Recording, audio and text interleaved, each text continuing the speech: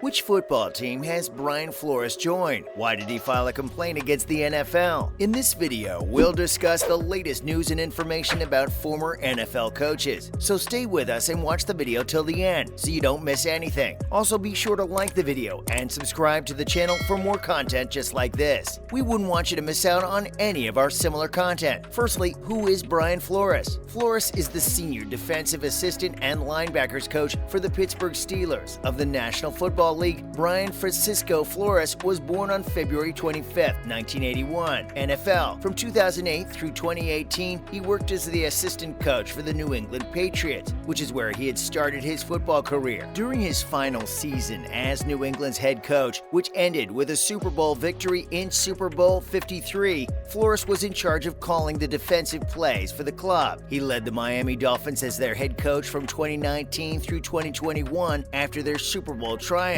Up next, what do you need to know about Flores' complaint against the NFL? Flores filed a class action complaint on February 1, 2022, alleging racial discrimination against the NFL, the New York Giants, Denver Broncos, and Dolphins organizations. The lawsuit asserts that text conversations he obtained from Bill Belichick, the New England Patriots coach, and news stories demonstrate that the New York Giants chose Brian Daboll as their head coach before speaking with any applicants of color. The Giants supposedly selected Daboll by January 23rd after setting up an appointment with Flores for January 27th. Additionally, Flores said that John Elway and the Broncos administration conducted a fake head coach interview with him in 2019 when he showed there an hour late and appeared to be inebriated. 5 Broncos officials traveled from Colorado to Rhode Island for an entire night to accommodate Flores' only available interview time, according to Elway, who also claimed that they took thorough notes during the 3.5-hour interview and still have them, demonstrating their sincere interest in hiring Flores. Additionally, the lawsuit claims that while Flores was a member of the Dolphins, team owner Stephen Ross put pressure on him to purposefully lose games, offering him $100,000 for every game he did so to help the team improve its draft picks for the upcoming year and influence a quarterback before free agency. Flores claims Ross sacked him in revenge for his failure to tamper and tank, leading to 2 straight winning seasons. The quarterback, according to the Palm Beach Post, was Tom Brady. The NFL's hiring, retention, firing, and pay transparency policies for coaching and executive jobs are being changed as part of the lawsuit's demands for damages and injunctive action. Steve Wilkes, a former head coach of the Arizona Cardinals, and Ray Horton, a longtime NFL assistant, joined the case against the league on April 8, 2022. So which football team did Brian Flores join? After daring to assert his legal rights by suing the NFL and some of its teams, it's assumed that former Dolphins coach Brian Flores had little chance to continue working in the NFL and that the Steelers gave him a lifeline. The senior defensive assistant and linebackers coach for Pittsburgh claimed in a recent interview with Mark Kaboly of TheAthletic.com that he had other coaching options before deciding to work for the Steelers. With that being said, Flores appears to be delighted with his choice. Flores told Kaboly, "It's been fantastic, much fun. There's a lot of talking and original ideas and thoughts. I've had a wonderful experience thus far, and I'm looking forward to the times when I get to participate in meetings. It has been a terrific experience, and I am learning much from it. I'd like to think I've been around some good coaches and in some pleasant environments. Terrell Austin, the defensive coordinator, and Coach Mike Tomlin don't trail behind any of them." Flores has undoubtedly worked with several outstanding coaches, including Bill Belichick, the best of them all. Next, what is one good trait of Flores? Flores has acquired a firm approach toward his players' punctuality. Flores said to Kaboly, "Early is on time